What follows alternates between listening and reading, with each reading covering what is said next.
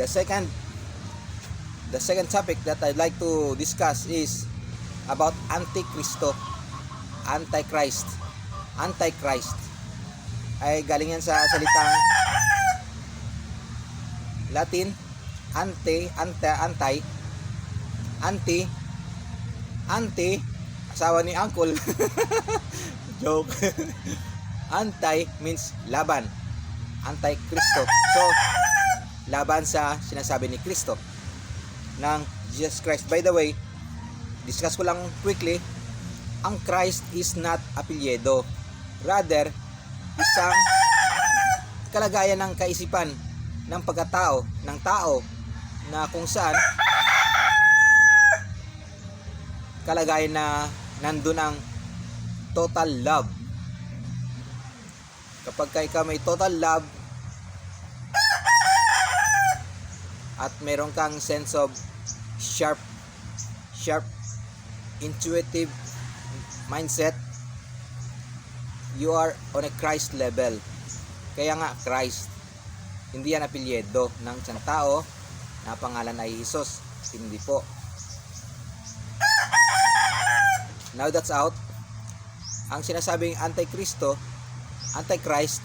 is yung mga lumalaban or binabaliktad yung mga sinasabi o inuutos ng Jesus the Christ. Yung Jesus na sinusundan ng apat na gospel writer, Matthew, Mark, Luke, and John. Well, alam na natin na Paul of Tarsus never met, never heard, never seen, never touched that Jesus na pinagngangawa niya. Kaya nga ang mga ginangawa niya kabaliktaran sa mga sinasabi ng Jesus the Christ. So, in the sense, nagkatha siya ng sarili niyang view kung sino si Jesus Christ. Isang perfect daw, ganito, ganyan. Mga sinasabi niya mga mali-mali naman. Kasi nga, hindi nga niya na-meet.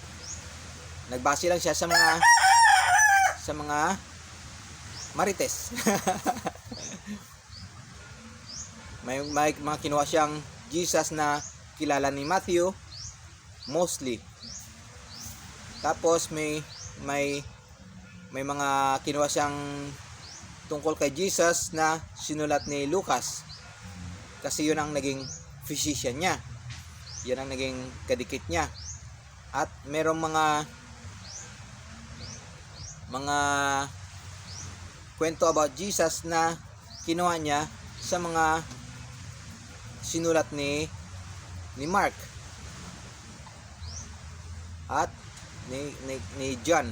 Kasi itong si John isang close confidante ni Jesus in history. Ito sa mga close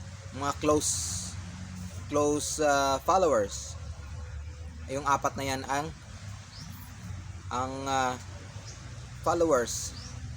close followers ng Jesus in history. And later on, I'll make a conversation about it, about the different, ang apat na or at least limang Jesus Christ. Iba ang Jesus Christ ng tinataguyod ng mga Roman Catholic Church. Iba yon. Iba naman yung Jesus Christ na tinataguyod naman ng Eastern Orthodox Church. Iba naman yung Jesus Christ na sinasabi ng mga evangelicals. Well, primarily because ang evangelicals based on the writings of Paul of Tarsus. So si Paul ang may kasalanan. Si Paul kasi ang Antichrist. Ngayon, Antichrist i-cite ko lang yung dalawang evidences. Nag-invento siya ng Christianity na ang bilin ng Jesus Christ in Matthew, sinasabi niya, hindi siya dumating para baguhin or sirain ang mga utos, kundi i-fulfill or isundan. Pero ang ginawa ng mga gangmate ni Paul of Tarsus, yung mga gang crew niya, mga kakampi-kampi ni Paul of Tarsus, ginawa niya, gumawa sila ng isang relihiyon. Ginagamit si Jesus Christ in history, na para masasabing mayroong Christianity galing kay Jesus Christ, pero hindi.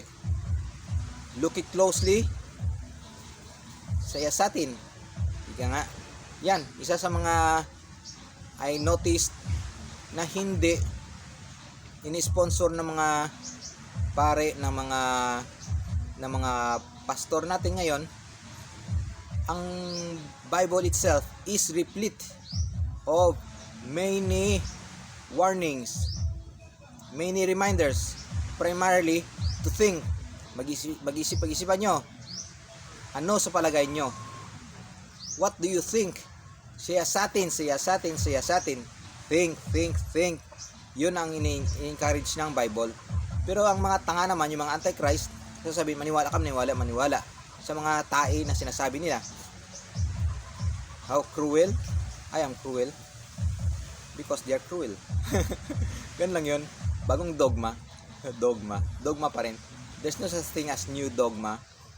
Dogma is an old thinking, experience, thought of the bygone years. Hindi na applicable sa mga makabagong buhay. Ang makabagong buhay, kailangan ng makabagong filosofiya. And to think scientifically. Okay, let's talk about scientific on the next conversation. Goodbye muna. See ya.